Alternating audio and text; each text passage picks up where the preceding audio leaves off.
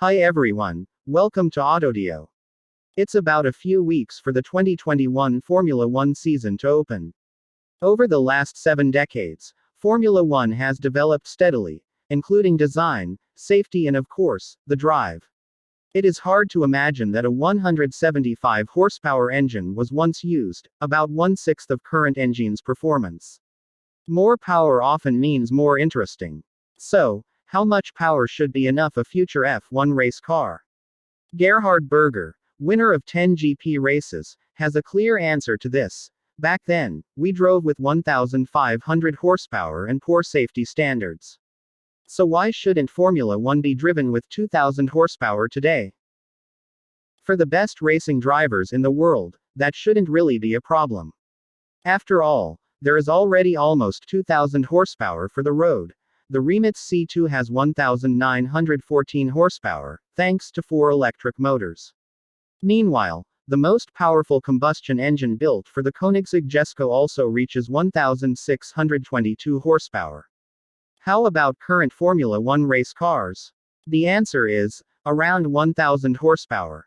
This power is taken from a 1.6-liter V6 turbo along with small motors, the energy of which is obtained when braking and from the exhaust system. It's no doubt that modern Formula One engines are a marvel of technology. However, it wasn't always like this in the past. It all started with the 1950 World Championship. At that time, Alfa Romeo had the best racing car. It was Giuseppe Farina. Then in 1951 Juan Manuel Fangio won the title. The Italian automaker was so dominant because there was no actual competition. The engine was an inline 8-cylinder with a displacement of 1.5 liters, charged by a compressor. It produced up to 425 horsepower in 1951. When Alfa Romeo left Formula One at the end of 1951 and other manufacturers followed, the Formula 2 cars were updated for the World Championship for 2 years. The world champion Ferrari got just 175 to 190 horsepower out of a 2-liter 4-cylinder. A new engine regulation came from 1954 to 1960.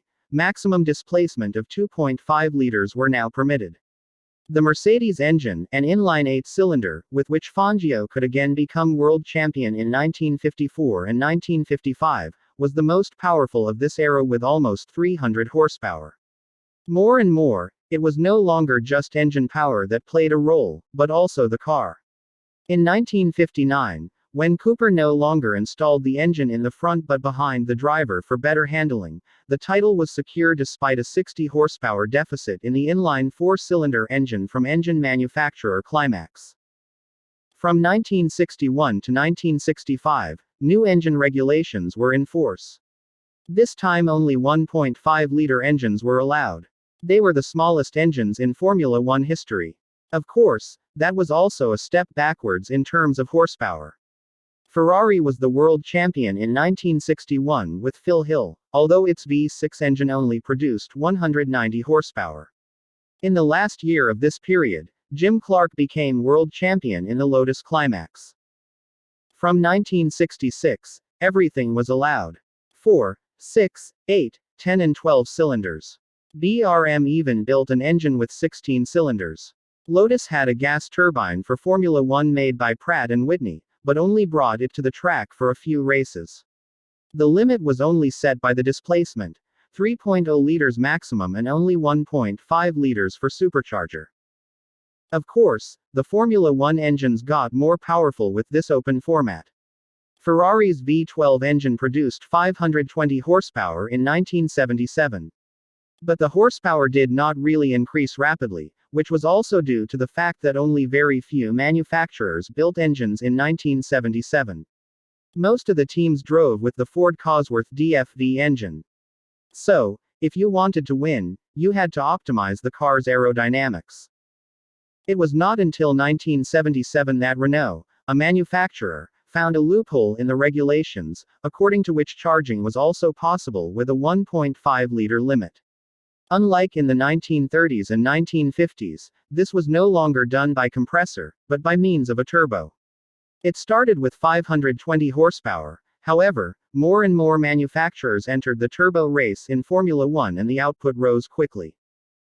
In the mid-1980s, the BMW Turbo is said to achieve 1,500 horsepower despite a four-cylinder configuration and a displacement of just 1.5 liters. The engine performance went insane and raised concerns among operators. Therefore, new regulations were added to secure safety. First came the fuel capacity and then the boost pressure, which was reduced as low as 2.5 bars in the 1988 season.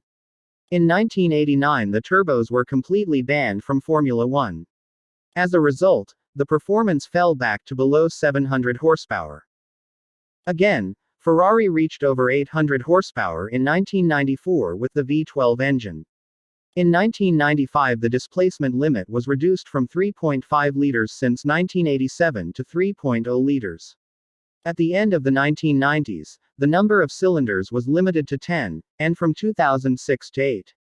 But the speeds shot up to over 20,000 revolutions per minute.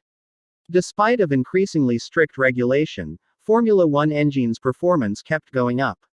In 2005, it hit over 900, almost 1,000 horsepower. The most powerful engines came from BMW and Honda.